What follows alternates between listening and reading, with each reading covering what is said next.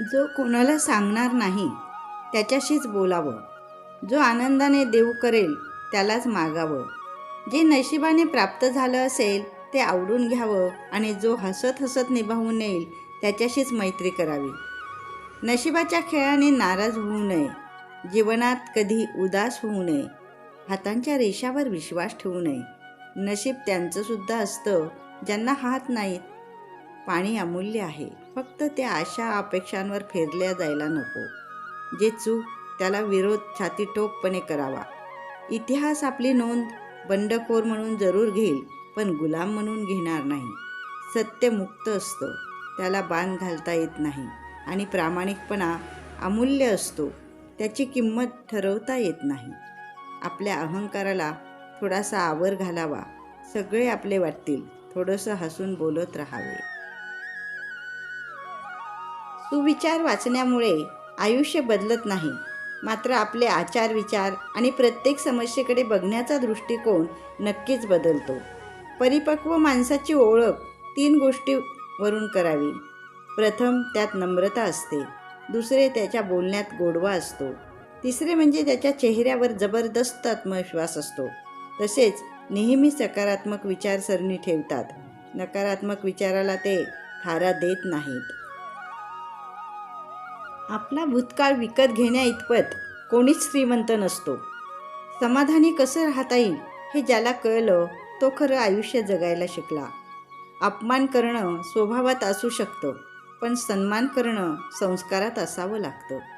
दुसऱ्यांच्या दोषाचं वर्णन तुमच्याकडे करणारे लोक तुमच्या दोषांचे वर्णन तिसऱ्याकडे करतात, हे प्रत्येकाने लक्षात ठेवले पाहिजे.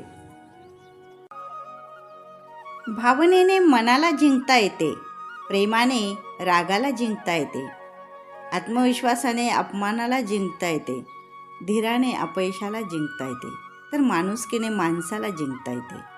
जी माणसं आपला विचार बदलू शकत नाहीत ते आयुष्यात काहीही करू शकत नाहीत. वाया घालवलेला वेळ आपलं भविष्य बिघडवत असतो. आपल्या वयापेक्षा आपले विचार कोणत्या वयातील आहेत हे महत्त्वाचे असते. जीवनात कितीही वाईट प्रसंग येऊ द्या, चांगलं वागणं कधीच सोडू नका. विजय हा नेहमी सत्याचाच होतो. एकत्र आलं की सुरुवात होते, सोबत राहिलं की प्रगती होते आणि एकत्र काम केलं की लवकर यश मिळते. वागण्यात खोटेपणा नसला की जगण्यात मोठेपणा लवकर मिळवता येतो. दगडाला शेंदूर लावून त्याचा देव करता येईल, मात्र माणसाला कोणता रंग लावावा म्हणजे त्याचा माणूस करता येईल. ज्या व्यक्तीजवळ समाधान, सहनशीलता आणि संयम असतो तो व्यक्ती आयुष्यात काहीही करू शकतो. प्रत्येक प्रश्नाचे सर्वात चांगले उत्तर म्हणजे शांत राहणे. केवळ चुकल्यानेच नाती तुटतात असं नाही, तर बरीच नाती ही अहंकाराने सुद्धा तुटतात. वय आणि पैसा यावर कधीच गर्व करू नका, कारण ज्या गोष्टी मोजता येतात त्या संपतातच. खरं जग हे वाईट लोकांमुळेच कळते. सर्वात जास्त नाती ही फक्त गैरसमजामुळे तुटतात. म्हणून बोलत चला. स्वतः कमवलेल्या पैशाने एखादी वस्तू खरेदी करून बघा. तुमचे शोक आपोआप कमी होतील. स्वतः कमावलेल्या पैशाने फक्त गरजा पूर्ण होतात, शोक नाही. कुठल्याच गोष्टीचा गर्व करू नका, कारण आज जे तुमच्याजवळ आहे उद्या ते नसूही शकते. कुणालाच कमी समजू नका. ज्याला तुम्ही दगड समजत असाल तो हिरासुद्धा असू शकतो. जी लोक सरळ मनात उतरतात त्यांना सांभाळून ठेवा आणि जी मनातून उतरतात त्यांच्यापासून सावध राहा. लोक आपल्याला कॉपी करायला लागले की समजावं तुम्ही यशस्वी झालात. नातं तेव्हाच तोडा जेव्हा समोरच्याला सुद्धा ते नको असतं. प्रत्येक गोष्ट आपल्याला हवी तशी मिळत नसते, म्हणूनच सुख न शोधता समाधान शोधा. आयुष्य खूप आनंदात जाईल. इतरांसाठी वेळ नसेल एवढं व्यस्त राहू नका आणि कुणीही गृहीत धरेल एवढे स्वस्तसुद्धा होऊ नका. अशा लोकांना शोधा जे तुमच्यासोबत वेळ घालवण्यासाठी नेहमी उत्सुक असतात. मी आहे ना, नको काळजी करू असं म्हणणारी एकतरी व्यक्ती आपल्या आयुष्यात असावी लागते. विश्वास आणि आशीर्वाद डोळ्यांनी दिसत नाहीत, मात्र अशक्य गोष्टीलाही शक्य करतात.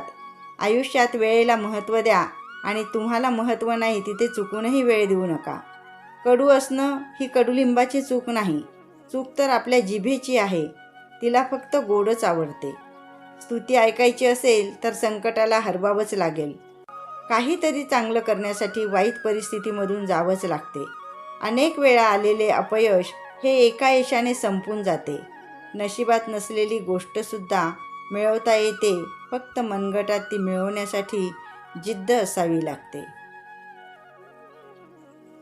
असं म्हणतात की जेव्हा आपली गरज संपते तेव्हा जीव लावणारी माणसंसुद्धा सोडून जातात. डोळे सांगून जातात व्यक्ती कशी आहे, अश्रू सांगून जातात दुःख किती आहे, स्पर्श सांगून जातो मनात काय आहे, गर्व सांगून जातो पैशाचा माज किती आहे, आणि वेळ सांगून जाते नातेवाईक कसे आहेत. दोस्त हो, आपल्या समोरच्या व्यक्तीसाठी आपण काय आहोत आणि समोरचा आपल्याला काय समजतो हे जाणून घेणं खूप गरजेचं आहे. गरज संपली हे तेव्हा समजायचं जेव्हा समोरच्या माणसाची बोलण्याची पद्धत बदलते. जगात कोणाचंच कोणा वाचून आडत नाही. सगळा खेळ हा गरजेचा आणि वेळेचा असतो मित्रा. फ्रेंड्स, तुम्हाला माझे आजचे हे विचार आवडले असतील तर त्याला लाईक करा, शेअर करा आणि हो, माझ्या चॅनलवर जर तुम्ही नवीन असाल तर चॅनलला सबस्क्राईब देखील करा. धन्यवाद.